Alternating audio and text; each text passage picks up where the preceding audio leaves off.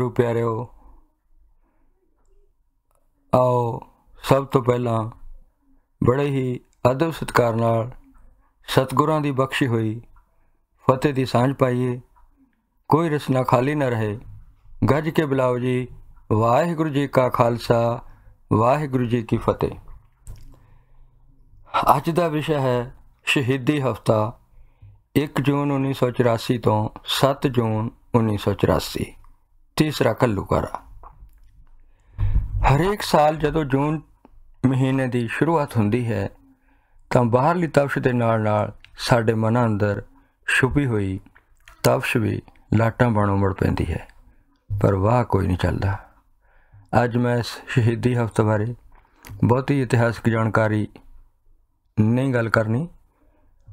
ये तो आपां सब नूं याद ही है ते होर सज्जणां ने भी इसकी इतिहासक जानकारी तुहाडे नाल सांझी कर देनी है। पर अज मैं एक जरूरी विचार तुहाडे नाल करनी चाहुंदा हाँ कि ये साडे नाल जानी सिखां नाल ही क्यों बार बार वापरदा है। संखेप विच इस हफ्ते 1 जून 1984 तो 7 जून 1984 तक साडे ही आज़ाद मुल्क लोकतंत्री मुल्क दीयां फौजां ने, भारत सरकार दीयां फौजां ने, कांग्रेस, बीजेपी, अकाली दल, कुछ कम्यूनिस्ट मुल्कां ते कुछ होर मुल्कां दी मदद नाल साडे अकाल तख्त जानी रब दे संघासनों पर हमला करके उसनूं ढह ढेरी कीता, जिथे हज़ारां श्रद्धालुआं नूं बच्चियां, बुढ़ियां, औरतां समेत शहीद कर दिता गया। कोई 40 काणखी सिंघां ने इस भारती फौज का टाकरा किया ते शहादत प्राप्त की ते फौज के कोई 7,000 जवानों नूं गड्डी चढ़ाया। इन्ने फौजी तो कदे किसी दूजे मुल्क नाल जंग विच भी शहीद नहीं सी होए, जंग विच भी नहीं सी मरे।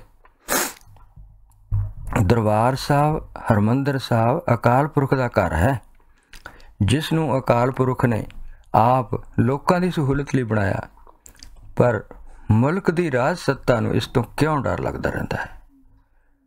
असल विच गल कुछ पुरानी है। इसका मुढ़ गुरु नानक के जन्म तो बजदा है। इसका मुढ़ उस दिन शुरू हो गया सी जदों गुरु नानक ने पांधे की पट्टी उपर 1 लिख दिता सी।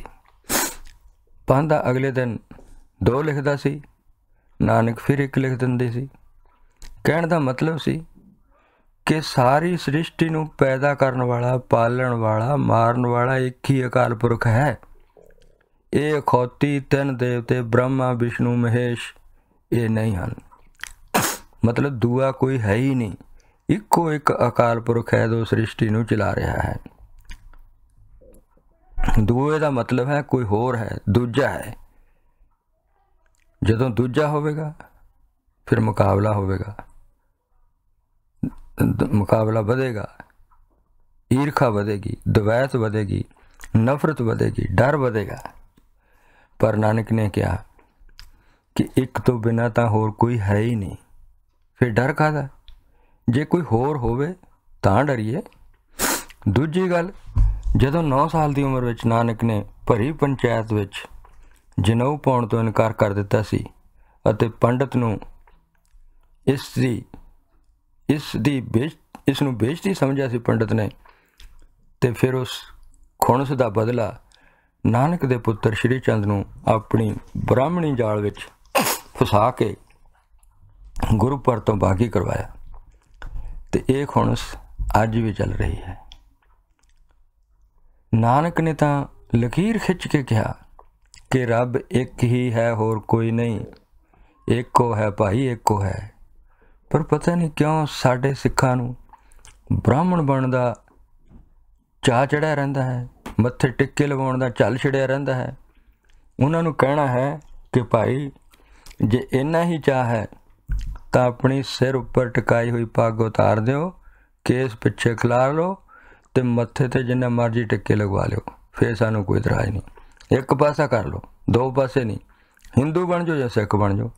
सिੱਖੀ ਸਰੂਪ ਵਿੱਚ ਤੁਸੀਂ ਹਿੰਦੂ नहीं हो सकते। सिख कदे केसाधारी हिंदू नहीं ਹੁੰਦਾ। सिख सिर्फ सिख ਹੁੰਦਾ है। अपना बेस ते ਸਰੂਪ ਤੁਹਾਨੂੰ बदलना ही पऊगा। पर प्यारिओ, नानक दा घर छड्ड के ਜਿੱਥੇ ਮਰਜ਼ੀ ਚਲੇ ਜਾਓ, ਕੋਈ ਤੁਹਾਡੀ ਬਾਂਹ ਨਹੀਂ ਫੜੇਗਾ। ਨਾਨਕ ਦੀ ਸਿੱਖਿਆ ਇੱਕ ਲਈ ਨਹੀਂ ਹੈ, ਸਾਰੀ ਸ੍ਰਿਸ਼ਟੀ ਵਾਸਤੇ ਸਾਂਝੀ ਹੈ। ਬਾਣੀ ਮਹਾਂਪੁਰਖ ਬੋਲਦੇ, ਸਾਂਝੀ ਸਗਲ ਜਹਾਨੇ। ਜਿਸ ਦੀ ਨਾਨਕ ਦੇ ਘਰੋਂ ਤਸੱਲੀ ਨਹੀਂ ਹੋਈ, ਉਸ ਦੀ ਹੋਰ ਕਿਧਰੋਂ ਵੀ ਨਹੀਂ ਹੋਣੀ। ਸ਼ੁਕਰ ਕਰੋ ਤੁਹਾਨੂੰ ਸਿੱਖ ਘਰਾਣੇ ਵਿੱਚ ਜਨਮ ਦਿੱਤਾ ਹੈ, ਪਰ ਤੁਸੀਂ ਅਕਿਰਤਗਣ ਹੋ ਕਿ ਪਾਤਸ਼ਾਹੀਆਂ ਛੱਡ ਕੇ ਮੰਗਤਿਆਂ ਦੀ ਕਤਾਰ ਵਿੱਚ ਖੜਨਾ ਚਾਹ ਰਹੇ ਹੋ। ਭੋਲਿਓ, ਪਾਤਸ਼ਾਹੀ ਸਿਰਫ ਸਿੱਖਾਂ ਨੂੰ ਬਖਸ਼ੀ ਹੈ। ਇਹਨਾਂ ਝੂਠੇ ਸਿਆਸੀ ਨੇਤਾਵਾਂ ਨੇ ਤੁਹਾਡਾ ਕੁਝ ਨਹੀਂ ਸਵਾਰਨਾ। ਮੇਰੀ ਹੱਥ ਜੋੜ ਕੇ ਬੇਨਤੀ ਹੈ, ਸਿੱਖ ਭਾਈਚਾਰੇ ਨੂੰ, ਖਾਸ ਕਰਕੇ ਬੁੱਧੀਜੀਵੀ ਵਰਗ ਨੂੰ, ਸਿੱਖ ਵਿਦਵਾਨਾਂ ਨੂੰ, ਸਿੱਖ ਜਥੇਬੰਦੀਆਂ ਨੂੰ ਤੇ ਖਾਸ ਤੌਰ 'ਤੇ ਸਿੱਖ ਨੌਜਵਾਨ ਜਥੇਬੰਦੀਆਂ ਨੂੰ ਕਿ ਸਭ ਮਿਲ ਕੇ ਬੈਠੋ ਤੇ ਕੋਈ ਹੱਲ ਲੱਭੋ ਕਿ ਆਖਰ ਕਿਹੜੀ ਗੁਪਤ ਏਜੰਸੀ ਹੈ, ਕਿਹੜੀ ਉਹ ਗੁਪਤ ਸ਼ਕਤੀ ਹੈ ਜੋ ਸ਼੍ਰੀ ਗੁਰੂ ਗ੍ਰੰਥ ਸਾਹਿਬ ਜੀ ਦੀ ਸਹਿਯੋਗ ਅਗਵਾਈ ਤੋਂ ਮੁਨਕਰ ਹੁੰਦੀ ਹੈ। ਉਸ ਨੂੰ ਪਛਾਣੋ ਤੇ ਇੱਕ ਪਾਸੇ ਤੁਰਨ ਤੋਂ ਰੋਕਦੀ ਹੈ ਤੇ ਸਾਨੂੰ ਇਕੱਠੇ ਹੋ ਕੇ ਇੱਕੋ ਰਾਹ 'ਤੇ ਕਿਉਂ ਤੁਰਨ ਨਹੀਂ ਦਿੰਦੀ, ਇਹ ਪਹਿਚਾਣ ਕੱਢਣ ਦੀ ਲੋੜ ਹੈ। ਕੁਝ ਘੜੀਕੇ ਤਾਂ ਭਾਵੇਂ ਪਹਿਚਾਣ ਵਿੱਚ ਆ ਗਏ ਹਨ, ਸਪਸ਼ਟ ਹੋ ਚੁੱਕੇ ਨੇ, ਜਿਵੇਂ ਕਿ ਸਿਆਸੀ ਨੇਤਾ, ਡੇਰੇਦਾਰ, ਬਾਬੇ, ਕਮਿਊਨਿਸਟ ਤਾਕਤਾਂ। ਇਹਨਾਂ ਦਾ ਕੋਈ ਧਰਮ ਨਹੀਂ ਹੁੰਦਾ, ਇਹਨਾਂ ਨੂੰ ਸਿਰਫ ਸਵਾਰਥ ਹੁੰਦਾ। ਇਹ ਪਦਾਰਥਵਾਦੀ ਆਪਣੇ ਮਤਲਬ ਉੱਪਰੋਂ ਧਰਮੀ ਦੇਖਦੇ ਨੇ, ਪਰ ਇਹਨਾਂ ਤੋਂ ਬਚ ਕੇ ਚੱਲਣ ਦੀ, ਸਾਵਧਾਨ ਰਹਿਣ ਦੀ ਲੋੜ ਹੈ। ਇਹ ਉੱਪਰੋਂ ਕਈ ਵਾਰ ਸਿੱਖੀ ਸਰੂਪ ਵਿੱਚ ਲੋਕ ਪੱਖੀ ਗੱਲਾਂ ਕਰਦੇ ਨੇ, ਪਰ ਅੰਦਰੋਂ ਤਿੱਖੀ ਛੁਰੀ ਹੁੰਦੇ ਨੇ। ਮੈਨੂੰ ਇਹ ਕਹਿਣ ਵਿੱਚ ਵੀ ਝਿਜਕ ਨਹੀਂ ਕਿ ਸਿੱਖਾਂ ਨੇ ਪਿੱਛੇ ਵਾਪਰੇ ਭਿਆਨਕ ਦੌਰਾਂ ਤੋਂ ਹਾਲੇ ਤੱਕ ਕੁਝ ਨਹੀਂ ਸਿੱਖਿਆ। ਅਸੀਂ ਬੜੇ ਹੀ ਭੁਲੱਕੜ ਹੋ ਚੁੱਕੇ ਹਾਂ। ਆਪਣੇ ਨਾਲ ਹੋਈਆਂ ਵਧੀਕੀਆਂ ਨੂੰ, ਤਸ਼ੱਦਦ ਨੂੰ ਜਲਦੀ ਹੀ ਭੁੱਲ ਜਾਂਦੇ। ਅਸੀਂ ਆਪਣੇ ਨਿੱਜੀ ਸਵਾਰਥਾਂ ਲਈ, ਪਦਾਰਥਕ ਹਿੱਤਾਂ ਲਈ, ਛੋਟੇ ਛੋਟੇ ਪਦਾਰਥਕ ਹਿੱਤਾਂ ਲਈ ਫਿਰ ਉਹਨਾਂ ਰਾਜਸੀ ਨੇਤਾਵਾਂ ਦੀ ਝੋਲੀ ਵਿੱਚ ਜਾ ਡਿੱਗਦੇ ਹਾਂ ਜਿਨ੍ਹਾਂ ਨੇ ਪਿੱਛੇ ਸਾਡਾ ਘਾਣ ਕੀਤਾ ਹੁੰਦਾ ਹੈ। ਸਿੱਖਾਂ ਦੀਆਂ ਇੰਨੀਆਂ ਜਥੇਬੰਦੀਆਂ ਤੇ ਦਲ ਬਣ ਚੁੱਕੇ ਨੇ ਕਿ ਆਮ ਸਿੱਖ ਨੂੰ ਪਤਾ ਹੀ ਨਹੀਂ ਲੱਗਦਾ ਕਿ ਕੌਣ ਸਹੀ ਤੇ ਕੌਣ ਗਲਤ ਹੈ, ਕਿਉਂਕਿ ਵਿਰੋਧੀ ਸ਼ਕਤੀਆਂ ਵੀ ਸਿੱਖੀ ਸਰੂਪ ਵਿੱਚ ਵਿਚ ਰਹੀਆਂ ਨੇ। ਅਣਭੋਲ ਸਿੱਖ ਵਿਚਾਰੇ ਕਿੱਧਰ ਜਾਣ? ਹਰ ਕੋਈ ਆਪਣੀ ਡਫਲੀ ਵਜਾ ਰਿਹਾ, ਪਰ ਗੁਰੂ ਨਾਨਕ ਦੇ ਸਿਧਾਂਤ ਉੱਪਰ ਕੋਈ ਵੀ ਖੜਾ ਨਹੀਂ ਦਿਸਦਾ। ਇਸ ਲਈ ਸਭ ਜਥੇਬੰਦੀਆਂ ਨੂੰ ਬੇਨਤੀ ਹੈ ਕਿ ਆਪਣੇ ਜਥੇਬੰਦੀ ਵਿੱਚ ਕਿਰਦਾਰ ਸਿਰਜਣਾ ਉੱਪਰ ਜ਼ੋਰ ਦਿਓ। ਗੁਰੂ ਨਾਨਕ ਦਾ ਸਫ਼ਰ ਇੱਕ ਤੋਂ ਸ਼ੁਰੂ ਹੋਇਆ ਸੀ। ਗੁਰੂ ਗ੍ਰੰਥ ਸਾਹਿਬ ਦੀ ਆਰੰਭਤਾ ਵੀ ਇੱਕ ਤੋਂ ਸ਼ੁਰੂ ਹੁੰਦੀ ਹੈ। ਜਪਜੀ ਸਾਹਿਬ ਮੂਲ ਮੰਤਰ ਇੱਕ ਤੋਂ ਸ਼ੁਰੂ ਹੁੰਦਾ ਹੈ, ਪਰ ਹਾਲੇ ਤੱਕ ਅਸੀਂ ਇਸ ਏਕੇ ਦਾ ਸਬਕ ਹੀ ਨਹੀਂ ਲਿਆ। ਇੱਕ ਦਾ ਮਤਲਬ ਹੈ ਅਸੀਂ ਇੱਕ ਅਕਾਲ ਪੁਰਖ ਦੇ ਪੁਜਾਰੀ ਹਾਂ। ਇੱਕ ਦਾ ਮਤਲਬ ਹੈ ਇੱਕ ਹੋਣਾ, ਏਕਾ ਕਰਨਾ, ਏਕਤਾ ਕਰਨੀ। ਫਿਰ ਅਸੀਂ ਕਿਉਂ ਨਹੀਂ ਇੱਕ ਹੁੰਦੇ? ਇਸ ਦਾ ਮਤਲਬ ਹੈ ਅਸੀਂ ਹਾਲੇ ਮੂਲ ਮੰਤਰ ਦਾ ਪਹਿਲਾ ਸਬਕ ਵੀ ਨਹੀਂ ਲਿਆ। ਕਹਿਣ ਨੂੰ ਭਾਵੇਂ ਅਸੀਂ ਵੱਡੇ ਵੱਡੇ ਧਰਮੀ, ਵੱਡੇ ਵੱਡੇ ਪ੍ਰਚਾਰਕ ਹੋਈਏ, ਸਿੱਖਾਂ ਦੀ ਨੁਮਾਇੰਦਾ ਕਹਾਉਂਦੀ ਅਕਾਲੀ ਦਲ, ਸ਼੍ਰੋਮਣੀ ਕਮੇਟੀ, ਇਹਨਾਂ ਦੀ ਕਾਰਗੁਜ਼ਾਰੀ ਸਭ ਤੋਂ ਵੱਧ ਘਾਤਕ ਸਾਬਤ ਹੋਈ ਹੈ। ਹੁਣ ਇਹ ਪੰਥ ਦੀ ਨਹੀਂ, ਇੱਕ ਪਰਿਵਾਰ ਦੀ ਭਲਾਈ ਲੋਚਦੀ ਹੈ। ਬੜਾ ਦੁੱਖ ਹੁੰਦਾ ਹੈ ਜਦੋਂ ਸ਼੍ਰੋਮਣੀ ਕਮੇਟੀ ਦੇ ਪ੍ਰਧਾਨ, ਅਕਾਲੀ ਦਲ ਦੇ ਜਥੇਦਾਰ ਪ੍ਰਧਾਨ, ਅਕਾਲ ਤਖਤ ਦੇ ਜਥੇਦਾਰ, ਇਹੋ ਜਿਹੇ ਪੜ੍ਹੇ ਲਿਖੇ ਲੋਕ ਵੀ ਇਸ ਪਰਿਵਾਰ ਦੀ ਝੋਲੀ 'ਚੋਂ ਬਾਹਰ ਨਿਕਲਣ ਦਾ ਹੀਆ ਹੀ ਨਹੀਂ ਕਰਦੇ। ਅਸਲ ਵਿੱਚ ਗੱਲ ਕੀ ਹੈ ਕਿ ਇਹਨਾਂ ਲੋਕਾਂ ਨੇ ਆਪਣੇ ਆਪ ਨੂੰ ਇਸ ਪਰਿਵਾਰ ਦੇ ਨੌਕਰ ਸਮਝ ਰੱਖਿਆ। ਹੁਣ ਜਦੋਂ ਨੌਕਰੀ ਹੈ, ਨੌਕਰੀ ਤਾਂ ਫਿਰ ਨੌਕਰੀ ਖੁੱਸ ਜਾਣ ਦਾ ਡਰ ਹੁੰਦਾ, ਨੌਕਰੀ ਚਲੇ ਜਾਣ ਦਾ ਸਦਾ ਡਰ ਬਣਿਆ ਰਹਿੰਦਾ। ਸਿੱਖ ਧਰਮ ਵਿੱਚ ਕੋਈ ਨੌਕਰੀ ਨਹੀਂ ਹੁੰਦੀ। ਸਿੱਖ ਧਰਮ ਵਿੱਚ ਚਾਕਰੀ ਹੁੰਦੀ ਹੈ, ਸੱਚੇ ਪਾਤਸ਼ਾਹ ਦੀ ਚਾਕਰੀ ਹੁੰਦੀ ਹੈ, ਉੱਥੇ ਕੋਈ ਤਨਖਾਹ ਨਹੀਂ ਹੁੰਦੀ। ਇੱਥੇ ਪੰਚ ਪ੍ਰਧਾਨੀ ਸਿਸਟਮ ਸਤਿਗੁਰਾਂ ਨੇ ਸਾਨੂੰ ਦੱਸਿਆ, ਜਿਸ ਵਿੱਚ ਕਿਸੇ ਦੀ ਕੋਈ ਅਧੀਨਗੀ ਨਹੀਂ ਹੁੰਦੀ। ਉੱਥੇ ਸਿਰਫ ਤੋਂ ਸਿਰਫ ਇੱਕ ਅਕਾਲ ਪੁਰਖ ਦੀ ਅਧੀਨਗੀ ਹੁੰਦੀ ਹੈ। ਹਾਲੇ ਤੱਕ ਸਿੱਖਾਂ ਦਾ ਆਪਣਾ ਕੋਈ ਸਿੱਖਿਆ ਬੋਰਡ ਨਹੀਂ। ਸਕੂਲਾਂ ਕਾਲਜਾਂ ਵਿੱਚ ਸਿੱਖ ਇਤਿਹਾਸ ਜ਼ਰੂਰੀ ਵਿਸ਼ਾ ਹੋਣਾ ਚਾਹੀਦਾ ਸੀ, ਪਰ ਅਜਿਹਾ ਹੀ ਨਹੀਂ। ਜੇ ਅਸੀਂ ਸਿੱਖ ਇਤਿਹਾਸ ਗੁਰਬਾਣੀ ਸਕੂਲਾਂ ਵਿੱਚ ਲਾਜ਼ਮੀ ਨਹੀਂ ਕਰਦੇ ਤਾਂ ਸਮਝੋ ਤੁਸੀਂ ਸਿੱਖੀ ਦੇ ਦੁਸ਼ਮਣ ਹੋ। ਸਿੱਖਿਆ ਨੇ ਹੀ ਬੀਜ ਬਣ ਕੇ ਪੁੰਗਰਨਾ ਹੈ। ਸਿੱਖਿਆ ਨੇ ਹੀ ਬੀਜ ਬਣ ਕੇ ਪੁੰਗਰਨਾ ਤੇ ਫਿਰ ਦਰਖਤ ਬਣ ਕੇ ਛਾਂ ਦੇਣੀ ਹੁੰਦੀ ਹੈ। ਪਰ ਅੱਜ ਤੱਕ ਕੋਈ ਵੀ ਸਾਨੂੰ ਤਾਂ ਸ਼ਾਨਦਾਰ ਰੁੱਖ ਕੋਈ ਦਿਖਦਾ ਨਹੀਂ। ਨਾਲੇ ਬੜੇ ਹੀ ਅਫਸੋਸ ਦੀ ਗੱਲ ਹੈ ਕਿ ਕੁਝ ਕੁ ਬੀਜ ਫਿਰ ਵੀ ਪੁੰਗਰ ਪੈਂਦੇ ਨੇ ਜਿੱਥੇ ਕਿਤੇ ਉਹਨਾਂ ਦੇ ਮਾਂ ਪਿਓ ਨੇ ਬਚਪਨ ਵਿੱਚ ਉਹਨਾਂ ਦੇ ਅੰਦਰ ਨਾਮ ਬਾਣੀ ਦਾ ਬੀਜ ਬੋ ਦਿੱਤਾ ਹੁੰਦਾ ਹੈ, ਪਰ ਅਜਿਹੇ ਆਪ ਮੁਹਾਰੇ ਆਪਣੇ ਜ਼ੋਰ ਨਾਲ ਪੁੰਗਰੇ ਪੌਦੇ ਸ਼ਾਨਦਾਰ ਰੁੱਖ ਬਣਨ ਤੋਂ ਪਹਿਲਾਂ ਹੀ ਕੱਟ ਦਿੱਤੇ ਜਾਂਦੇ ਨੇ। ਪਿਛਲੇ 4 ਕੁ ਮਹੀਨਿਆਂ ਵਿੱਚ ਅਸੀਂ ਦੇਖਿਆ ਕਿ ਕਿਵੇਂ ਇੱਕ ਨੌਜਵਾਨ ਮੁੰਡਾ ਦੀਪ ਸਿੱਧੂ ਬੰਬੇ ਦੀ ਚੌਂਦ ਵਾਲੀ ਨਗਰੀ ਨੂੰ ਛੱਡ ਕੇ, ਸੁੱਖਾਂ ਸਾਧਨਾਂ ਨੂੰ ਛੱਡ ਕੇ ਸਿੱਖ ਪੰਥ ਲਈ ਉੱਠ ਖੜਾ ਹੋਇਆ, ਪੰਜਾਬ ਵਿੱਚ ਆਇਆ, ਪਰ ਲੋਕਾਂ ਨੇ ਉਸਨੂੰ ਪਛਾਣਿਆ ਨਹੀਂ।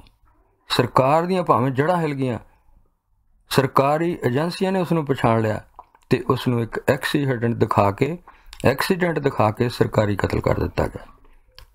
ਫਿਰ ਨੌਜਵਾਨ ਕਬੱਡੀ ਪਲੇਅਰ ਸੰਦੀਪ ਨੰਗਲ ਅੰਬੀਆਂ, ਉਹਨੂੰ ਕੋਡੀ ਦੇ ਅਖਾੜੇ ਵਿੱਚ ਗੋਲੀਆਂ ਮਾਰ ਕੇ ਮਾਰ ਦਿੱਤਾ। ਹੁਣੇ ਹੀ ਪ੍ਰਸਿੱਧ ਗਾਇਕ ਸਿੱਧੂ ਮੂਸੇਵਾਲੀਆ ਦਾ ਦਿਨ ਦਿਹਾੜੇ ਕਤਲ। ਇਹਨਾਂ ਦਾ ਦੋਸ਼ ਕੀ ਸੀ? ਦੋਸ਼ ਸਿਰਫ ਇਹ ਸੀ ਕਿ ਇਹ ਸਿੱਖ ਘਰਾਣੇ ਨਾਲ ਸੰਬੰਧਿਤ ਸਨ, ਸਿੱਖ ਕੌਮ ਦੇ ਭਲੇ ਦੀ ਗੱਲ ਕਰਦੇ ਸਨ। ਇਹ ਬੜੀਆਂ ਡੂੰਘੀਆਂ ਸਾਜ਼ਿਸ਼ਾਂ ਨੇ ਬ੍ਰਾਹਮਣੀ ਸੱਤਾਧਾਰੀ ਤਾਨਾਸ਼ਾਹ ਸਰਕਾਰਾਂ ਦੀਆਂ। ਸਮਝਣ ਦੀ ਲੋੜ ਹੈ ਵੀਰਿਓ, ਸਮਝਣ ਦੀ ਲੋੜ ਹੈ। ਆਓ ਆਪਾਂ ਸਾਰੇ ਆਪਣੇ ਵਲ ਛਲ ਛੱਡ ਕੇ ਰੱਬ ਪ੍ਰਸਤ ਹੋਈਏ, ਇਸ ਧਰਤੀ ਨੂੰ ਸੱਚਖੰਡ ਬਣਾਈਏ। ਇਹ ਤਾਂ ਹੀ ਹੋ ਸਕੇਗਾ ਜੇ ਅਸੀਂ ਮਨੁੱਖਤਾ ਵਿੱਚੋਂ ਮੌਤ ਦਾ ਡਰ, ਜ਼ੁਲਮ ਜ਼ਬਰ ਦਾ ਡਰ, ਅਨਿਆਂ ਦਾ ਡਰ, ਥੋੜ ਦਾ ਡਰ, ਗਰੀਬੀ ਦਾ ਡਰ, ਲੁੱਟਾਂ ਖੋਹਾਂ ਦਾ ਡਰ, ਆਪਣੀ ਅਤੇ ਆਪਣੇ ਪਰਿਵਾਰ ਦੀ ਸੁਰੱਖਿਆ ਬਾਰੇ ਭੈ ਭੀਤਤਾ ਨੂੰ ਲੋਕਾਂ ਵਿੱਚੋਂ ਕੱਢ ਦੇਵਾਂਗੇ। ਸਿੱਖ ਗੁਰੂਆਂ ਨੇ ਇਹ ਡਰ ਖਤਮ ਕਰਨ ਲਈ ਬਹੁਤ ਭਰਪੂਰ ਉਪਰਾਲੇ ਕੀਤੇ। ਗੁਰਬਾਣੀ ਦਾ ਸਿਧਾਂਤ ਵੀ ਇਹੀ ਹੈ ਕਿ ਜਿੱਥੇ ਜ਼ੁਲਮ ਕਰਨਾ ਕਾਇਰਤਾ ਹੈ, ਉੱਥੇ ਜ਼ੁਲਮ ਸਹਿਣਾ ਤੇ ਜ਼ੁਲਮ ਹੁੰਦਾ ਵੇਖਣਾ ਵੀ ਕਾਇਰਤਾ ਹੈ। ਇਸ ਬ੍ਰਹਿਮੰਡ ਵਿੱਚ ਧਰਤੀ ਸਭ ਤੋਂ ਸੁੰਦਰ ਜਗ੍ਹਾ ਹੈ। ਗੁਰੂਆਂ ਨੇ ਇਸ ਨੂੰ ਧਰਮਸਾਲ ਕਿਹਾ, ਜਾਣੀ ਧਰਮ ਕਮਾਉਣ ਦੀ ਜਗ੍ਹਾ ਕਿਹਾ। ਕੁਦਰਤ ਨੇ ਮਨੁੱਖ ਨੂੰ ਇਸ ਧਰਤੀ ਦੀ ਸਰਦਾਰੀ ਬਖਸ਼ੀ ਹੈ। ਅਵਰ ਜੋਨ ਤੇਰੀ ਪਨਿਹਾਰੀ, ਇਸ ਧਰਤੀ ਮੈਂ ਤੇਰੀ ਸਿਕਦਾਰੀ।